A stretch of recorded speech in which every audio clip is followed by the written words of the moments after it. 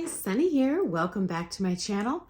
If you're new, I am a professional ballroom dancer, and I also previously owned for over 15 years the largest ballroom dance studio in the United States. And I have sponsored multiple people here on ballroom dance international travel visas for both personal as well as teaching experiences here in the United States. So I'm here today to share with you how to increase your odds of getting your visa renewed, okay? Because I assume if you're moving here, it's not just a one-off deal. You probably want to stay here long-term. Certainly wouldn't want to move here for a year, build up a huge clientele, and then go back to your home country. Although if that's what you want to do, fabulous, okay? So you do need to start planning now if you want to stay long-term, okay? You can't just decide at the last second that you want to continue living here. I definitely recommend having some long-term strategies to increase those odds for you. Because as I shared in a previous video regarding obtaining that first visa into the United States, there are definitely many hoops involved, okay? So, firstly, many teachers, including those born in the United States that are not looking for a work visa, greatly exaggerate their value to the studio, okay? Now, are you bringing value to that studio? Absolutely, or they would not have sponsored you to come here, okay? But they're also giving you clientele. And I have noticed a lot of teachers, both employees, non-employees, leasers, Americans, people here on visas, in my studio and other studios, greatly inflate their value and what they're bringing to the table, and they think that they're fully booked because they are God's gift to dancing. And the reality is, particularly if you are here on an international work visa, you are easily replaced. There are many more people that want to come into this country and teach ballroom dance than there are positions available, okay? Now, you may be an amazing teacher, absolutely, but if you're not in a studio that's bringing something to the table, you won't get fully booked either. So you're both playing into that equation, okay? Next up, your business, your studio that you're working for has a great cost expenditure to bringing you in. Depending on the country you come from, the type of work visa you're on, they may need to even have paid for your travel expenses. They may need to pay for your return expenses when you go back to your country. They pay high taxes to have you as an employee. They're paying for benefits to have you as an employee. For example, your health insurance. They do have excellent health insurance here, but it's not cheap, okay? That's something your company is paying for. So you've got also higher wages. If you're here on an international work visa, as the employer, I found in order to get my visa approved, I had to guarantee about 20% higher than the going wage for hiring an American for the same position, okay? So that is a cost. It's a cost of doing business with you, okay? I have to pay for admin staff, their time to prepare your paychecks, to answer your phones, to book your appointments. This is not cheap. It's an expense to your business, okay? I'm paying a mortgage, okay? I'm paying rent. I'm paying for advertising for you. In my case, whenever I bring in a new employee, whether it's on a work visa or not, I'm going to personally refer my own students to them, or I wouldn't be bringing you in. But that's a cost to me. I'm no longer going to be paid for that lesson. So I would hope that you recognize what they are bringing to the table and take that into consideration, okay? Often, the owners pay themselves substantially less than all of their top teachers are making. And this is not just my studio. I've seen this around the country. So there might be a perception that they are making all this money off of the back of your hard work or off of your amazing reputation. But that's generally not the case, okay? I repeatedly had pros come in.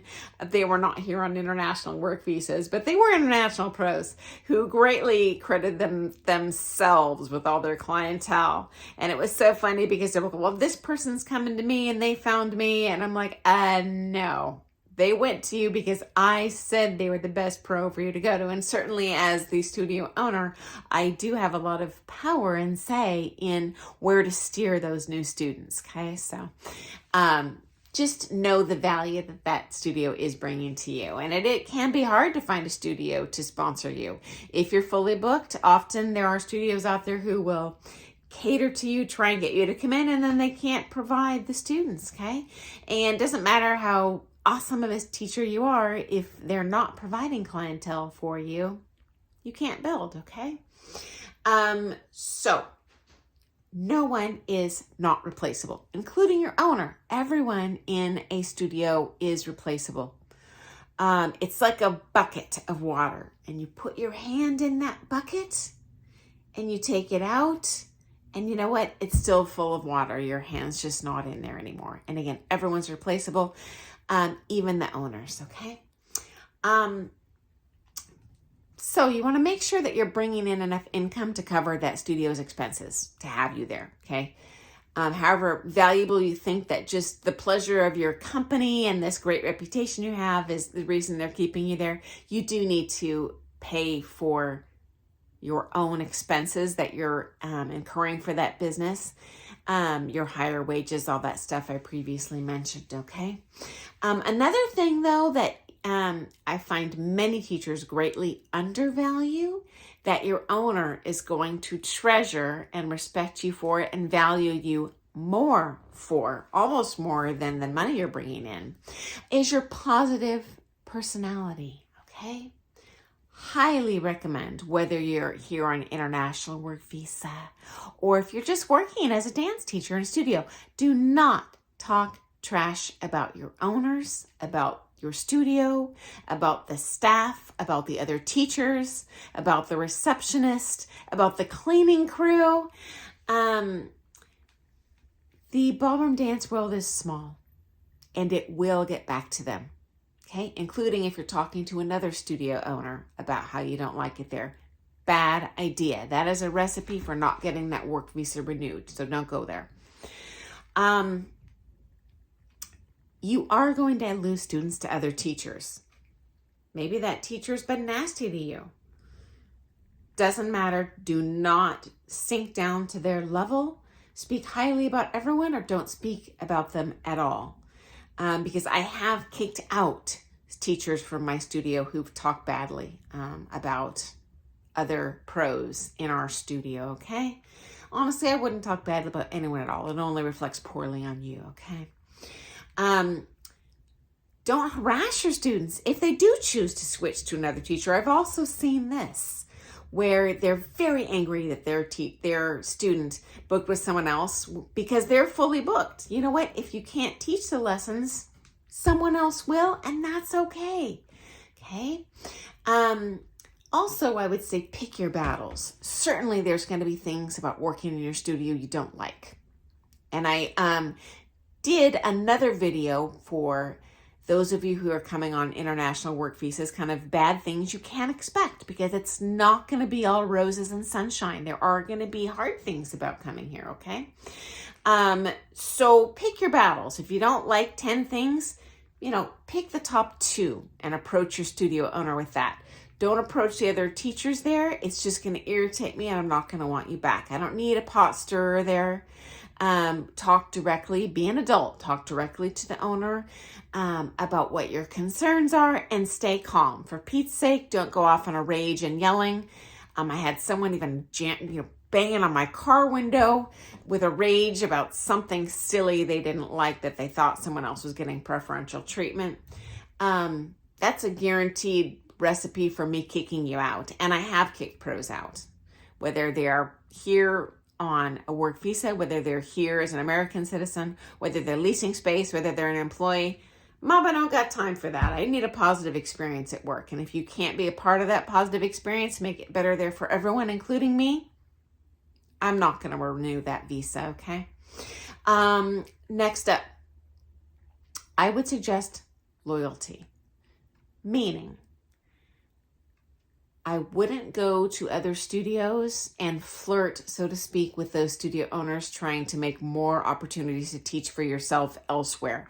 I wouldn't be teaching elsewhere under the table when someone's here on a work visa, especially if they're here on a work visa, because I'm liable for their taxes and their contract. If they break the law, I'm responsible for that. I'm basically vouching for you when I bring you in. It's a very small world. If someone is courting you to come teach at their studio, make sure they fully research what they do have to do to bring you in, okay? Because often people think, oh, this is great in theory, I love working with this person, and then when push comes to shove, they look at what it takes from the business owner, and they don't want to do it. They don't want to guarantee 20% higher than the going wage, okay? So don't count your eggs before they hatch, okay? So if someone's making crazy promises to you about a better opportunity somewhere else, just keep in mind that it might not be all it's cracked up to be. And I would be honest with the ballroom owner that you're working in. If you are doing that, it's okay. Honestly, I'm not going to care. As long as you're not opening up a competing studio across the street from me, I truly don't care. You are replaceable.